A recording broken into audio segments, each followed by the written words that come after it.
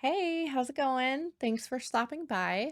Today, I want to talk about a more well known case. This is the case of Scott and Laci Peterson. This happened back in 2002. They were a beautiful couple that lived in Modesto, California. And the search for her, it was intense. Everybody was looking for her.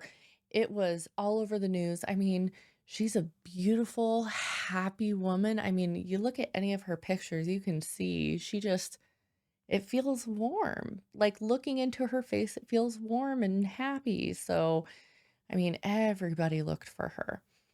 I was 12 at the time and I lived just one state over. So, it reached us, and just the whole thing from beginning to end, I feel like this case just has never gone away. So a lot of intricacies on this one. We are going to have this be our first multi-part series just because of how much detail there is. And with the Los Angeles Innocence Project stepping in, they recently announced that they were going to go to bat for Scott and try and help free who they believe to be an innocent man. So for me, it's just the story just takes all kinds of crazy turns, and I don't even know. I mean, you hear one piece of evidence and you're feeling one way, and then you hear another piece of evidence, and it's like, huh, that's compelling, you know? So it's, yeah, kind of a wow situation, just in the worst of ways. So let's get into it. But to judge what is necessary to be told, it is necessary to see and hear all that is to be seen and heard. In 1995, Lacey Rocha was attending California Polytechnic State University. She was making friends. She was just fun to be around. She was studying ornamental horticulture, and this was really due to a love of just gardening. And I mean, she was kind of raised on a farm, so she got to enjoy nature and really, from what her mom says, really loved plants and just being in the garden, just the kind of interest I think you would need to have in order to attain an ornamental horticulture degree. Lacey had gone to the Pacific Cafe and she was meeting up there, having some lunch with friends, and she saw Scott Peterson. And I would say it probably felt like love at first sight for her. And she left her phone number for him, but he never called her back. It, you know, it was cute because she went back and she kind of made a big deal to him. Like, why didn't you call me? Hey, I left you my number. And Scott kind of played it off like he thought it was a joke. But then, I mean, they started talking from there and going out on dates. It was the start of their relationship. Lacey had been born in 1975, and her parents already had an older child, Brent. And I mean, her family was so loving. She was really close to her brother and her father and her mother, of course. And they split up when she was two, but they really ended up working well as co parents, from what it sounds like. And Lacey ended up still going and spending time with her dad. And most of her time was actually spent with her brother. So it was kind of an extra tight bond that they ended up forming. Lacey's mom remarried, and the man she remarried would end up being a really important figure still in Lacey's life. His name is Ron Gransky. Ron and Sharon, Lacey's mother, they ended up having a daughter together, and it just really strengthened the feeling of the family. Lacey was typically described as like the center of attention. She was a cheerleader in high school, and everybody just wanted to be by her. And okay, I can see why. Look at the pictures of her. She always has the biggest, most beautiful smile. I mean, it looked like nothing in the world could bother her. And I don't know. I don't know that that was exactly like how she felt all the time. I don't think humans in general feel like that all the time, but You could easily be fooled by looking at any of the pictures of her. She really, like, I don't know. The pictures tell me that she really looked on the bright side of things, and that's what everybody also reports about her. So she seemed warm, a warm, welcoming smile. Now, Lacey was very confident in herself and she had a drive. She wanted to achieve her dreams. And she also, I mean, part of those dreams included being a wife and being a mother. Scott was not Lacey's first relationship. Lacey had actually met another man, really a boy at the time, William Gain. He went by the name of Kent, and they had met when Lacey was 15 and he was 17. And they had a long-term relationship. Lacey and Kent dated for about 3.5 years, and they lived together from the years 1993 to 1994. Some people had said that their relationship was abusive, and it was a concern, but police were able to rule him out in the beginning because he had been already in jail for shooting an ex-girlfriend. So he was in prison for it, and it wouldn't surprise me, I guess is what I'm saying, if Kent actually had been in an abusive relationship with Lacey, as some people reported. Kent had reported that about a month after he and Lacey had broken up, Lacey had actually told him about Scott.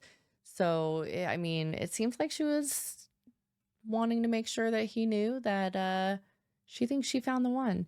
And he wasn't the only one that she told that to, by the way. She actually told her mother that Scott was the one, I think before they even went on a date. She hurried up. She made her mom come down because her mom lived quite a distance away. She made her mom come down just so that she could meet Scott because it was she knew that Scott was going to be the one that she married. Scott had been born in 1972 and he was referred to as the golden child. Yes, he was the favorite child and it was a pretty mixed family. So Scott and his parents, he was the only full child of both of his parents. And some people think that that may have something to do with why he was considered the golden child. Other reports talk about how Scott's father, Lee, he really was more of a stoic man, and that was kind of what he was wanting in a child that he would be close to, and he found that in Scott. He had Scott take on all his interest, and he had Scott golfing from an early age to the point where he was able to shoot par by the age of 14. Um, okay, listen, I'm gonna be straight up. I'm not even sure what I just said means. All I know is it's supposed to be a very impressive golf feat, especially to be able to do at the age of 14. So good for him. His dad bought him a car for it, not the Ferrari that he had been promised if he could do that, but that was probably a good call. I don't think I would trust myself driving a Ferrari. Scott was close to not only his father, but his mother too. His mother, Jackie, had had a pretty rough upbringing. When Jackie was 2, her father actually had been murdered, and her mother kind of went insane. And all of her children ended up at an orphanage. Jackie was separated from her brothers because they separated the children by genders, and Jackie didn't end up going back and living with her mother until she was in high school. And by that time, her mother didn't have much life left, and she passed away.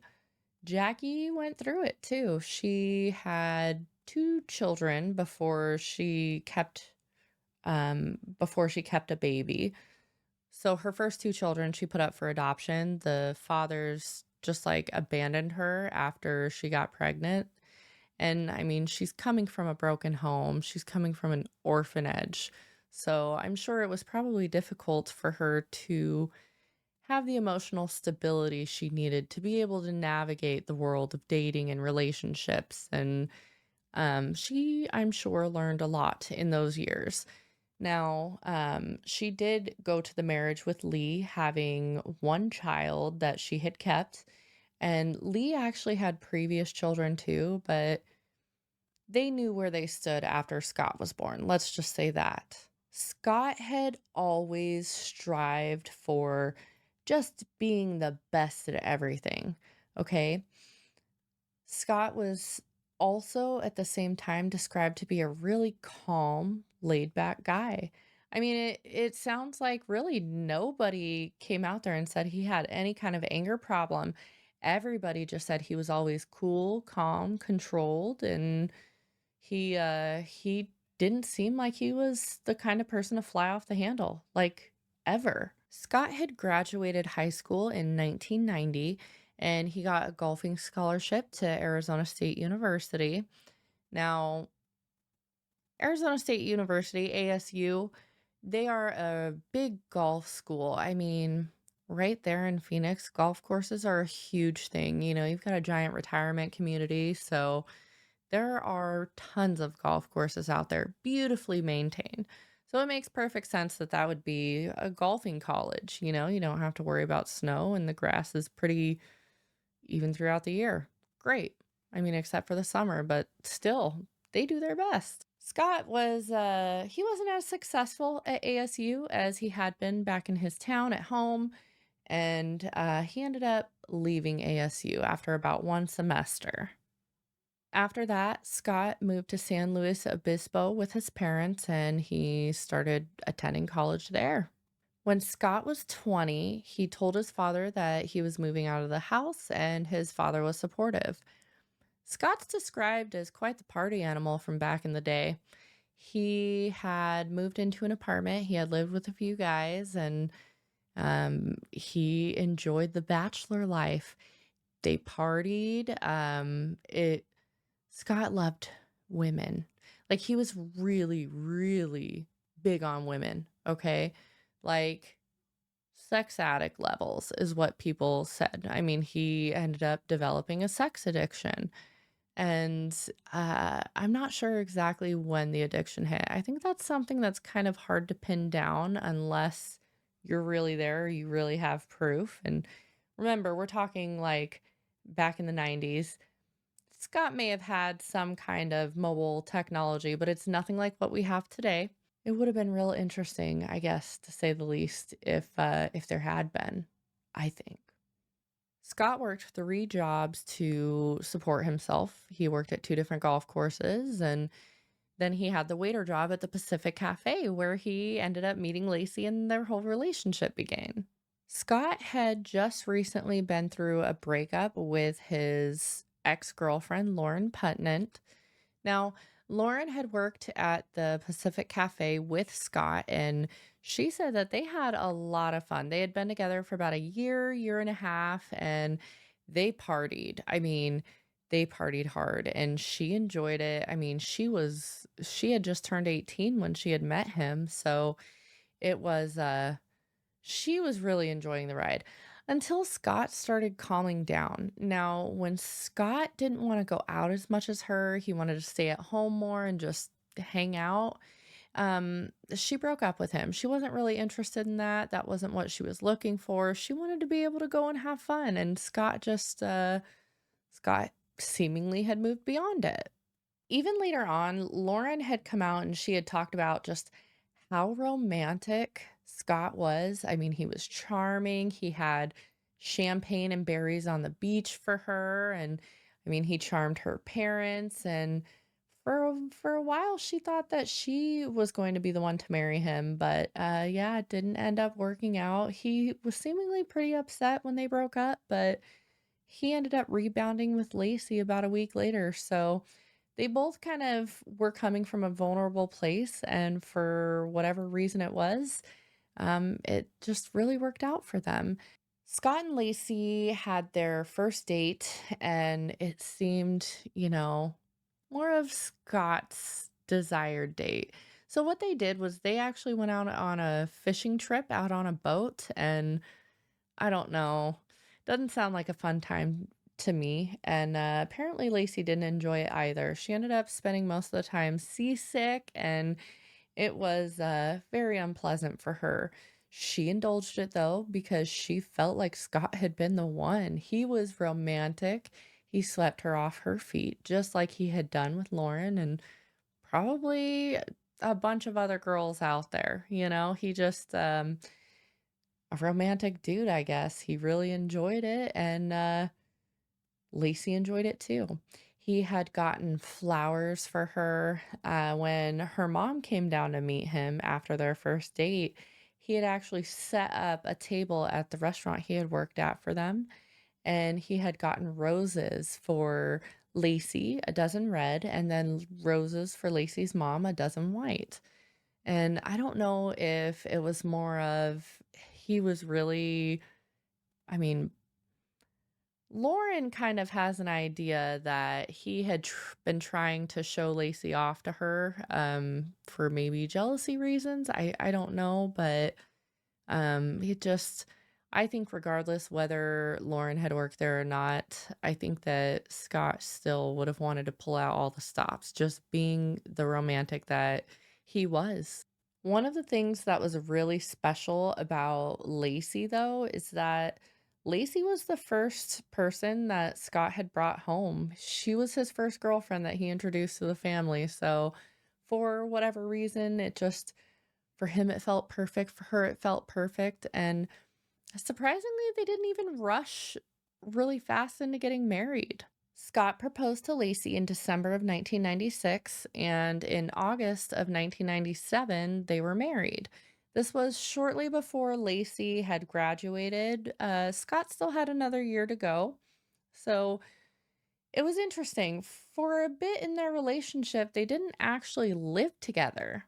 Scott had stayed in San Luis Obispo to continue on his schooling, and Lacey had gotten a job substitute teaching in Prunedale. The interesting thing about this is Scott still lived like with his bachelor friends, and from what I found out there, this was actually the first reported incident of Scott cheating on Lacey. There were some reports out there of Scott having at least 4 affairs, but this is really the first one that I had seen out there.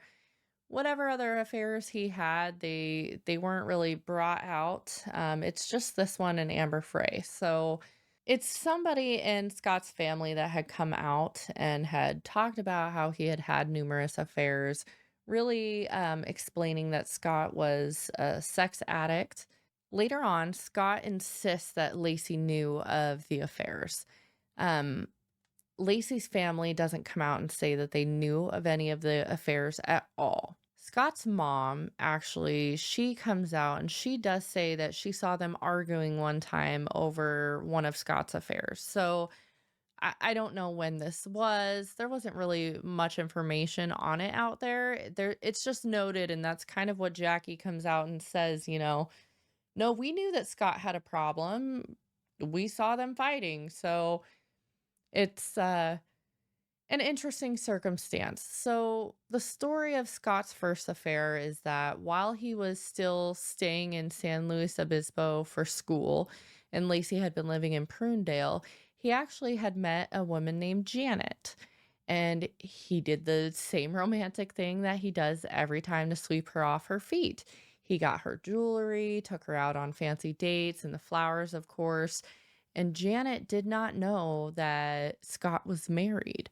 In fact, the way that Janet found out that Scott was not a monogamous person was that she had come over to surprise him one day and he had been in bed with Lacey. So, interesting way to find out that the guy you're dating is married. And for Lacey, I mean, there's really not much information on that story out there. A lot of the focus goes on Amber Fry. I don't know if part of the reason is because they want to kind of downplay the idea that Scott was a sex addict and uh had multiple affairs on Lacey, or if the women are not comfortable coming out. I'm not sure exactly what it is, but it's interesting to me. I wonder if Lacey had known though. Like I wonder if she knew about Janet. Was that one that she knew about? Who knows? They were married, so maybe for some reason she felt like she had to stay with him no matter what and had to project just the happy-go-lucky person and, you can see people smiling all the time. Robin Williams had a smile all over his face. I'm just saying it's people can hide their sadness, so it's not fully everybody can say that she was happy around them, but maybe there was a spot where she had known about it and she was hurt on it. Who knows at this point? Scott is not the best of reliable narrators, and really, it just the information in this one just goes everywhere, so who knows? After Scott had graduated, they ended up opening up, like, a little burger shack, a little burger restaurant, whatever. They called it The Shack. They wanted it to be like the cool place to hang out, and they had found success in The Shack, and it was fun to run for a little bit, but it was a lot of work. And Lacey and Scott had been talking about, starting their family. They ended up selling the business, moving to Modesto in October of 2000. That's when they had purchased their home on Covina Avenue, and they were settling into life. Lacey had decided on wanting to be closer to her family. Scott's family took a little bit of an issue with it, but it wasn't too bad. They still made it work, and there they are in their home, settling in to make their family. The only thing about this, though, is Scott was kind of flip floppy on the idea of actually wanting to have a kid. There's talk with a family member where they had been talking about how, "Oh, you'll be able to go outside and play ball with your kid. How fun will that be?" And Scott said, "Well, I have friends to play ball with." I think some of it is just there seems to be a weird disconnection in a lot of the extra emotional spots for Scott. He's described as stoic overall, and it makes sense because his dad also is the same way, and it's something that, I mean, Scott was always raised to be like his dad. He was taken under his dad's wing at such an early age, so it's really not surprising that he would end up to be a lot like his dad. At Scott and Lacey's housewarming, Lacey's brother and his wife had announced the pregnancy, their first pregnancy. They were getting ready to have their own baby, and it really knowing that Scott was flip-floppy on the children and that was a big deal for Lacey. I mean, she wanted a baby. She'd always wanted a baby and a husband and just that life, She had been a substitute teacher at schools around the area. I mean, that's what she was doing for work, at the time that she went missing, and she wanted her own baby. That's it. She wanted that. Hearing that there was a baby getting ready to come into the family and it wasn't hers, it hurt her, and it was something that concerned Lacey's mom, but they kind of tabled that conversation. Thanksgiving, now remember, they get the house in October of 2000. At Thanksgiving, Lacey is cooking with her mom, cooking Thanksgiving dinner, and she's telling her mom, like, "Oh, yeah, I stopped my birth control next month and we're going to start trying for a baby." Lacey's mom felt kind of unsure, but Lacey had, reassured her, "Nope, Scott and I talked about it. We're all good now. We're on the same page. We're ready for this baby." They worked very hard to conceive. It wasn't an easy time for them. It took about a year, year and a half, I think, how long they had been trying for. Lacey had been a little bit nervous that she had been infertile, and according to a family member that had talked to Scott around the time once they had found out and announced they were pregnant, Scott says that he was actually hoping for infertility. I don't know. Maybe it's some dry joke. He seems to have some consistency with it, I don't know what was going on in his head, but a lot of people get rubbed the wrong way hearing that comment from him. It wasn't all peace, though. Lacey had been talking to her mom and really others and talking about how it kind of seemed like Scott was going through a bit of a midlife crisis. Lacey's reasoning for, what was going on with Scott was like, he's turning 30, he's getting ready to have a baby. It's all happening in the same year. And he had started his adult job, a fertilizer salesman. He was going all over, traveling all over for work. And it was fun. But then he goes home and it's, the wife and the baby. And it just, I get it, existential dread kicks in, midlife crisis is what they used to call it, but really sounds like it's probably existential dread, but whatever, who am I? The whole midlife crisis idea that Scott was having was it was more minimized by Sharon. She just, you know, tried to not think too much of it and moved on. She was happy. She was getting her grandbaby and it was a joyous time. That's what it was supposed to be. Taking that midlife crisis idea, there are kind of two schools of thought that seem to be out there. One school of thought says, well, that midlife crisis, that stressing out about having a baby, not wanting to be tied down like that, having a different idea of what you actually want out of life, that's why Scott ended up murdering Lacey. But for those people that don't believe that Scott murdered Lacey, their idea is, well, maybe that's where the new affair came from. Seems like it. He's a sex addict, and what is he going to do when he gets stressed? It's just like a drug addict, just like an alcoholic. I'm not excusing his behavior. I do not think his behavior was okay. He comes out and he also talks about how his behavior was unacceptable, but like, seriously, what the fuck, man? You're gonna go and you're gonna cheat on your fucking pregnant wife? That's what he does, though. I never said that Scott was like a good guy or anything like that, just for the record. I think it's really shitty his behavior that he had and how much he cheated on Lacey. I really think that Lacey deserved more. So we're gonna wrap up around here. I'm gonna pick up with the couple weeks right before Lacey ends up going missing and just all the chaos that ensues after that. There's a lot of details that we have to take in from this time, and I'm telling you, it's a roller coaster. You'll feel one way, you'll go the other way. It's it's an anomaly, kind of. It just feels like it feels like just one of those cases that if one thing was different, just the puzzle pieces just don't all quite match up. So, we're going to continue getting into it next time. Appreciate your support. Thank you for coming by, and I'll see you next time. Bye.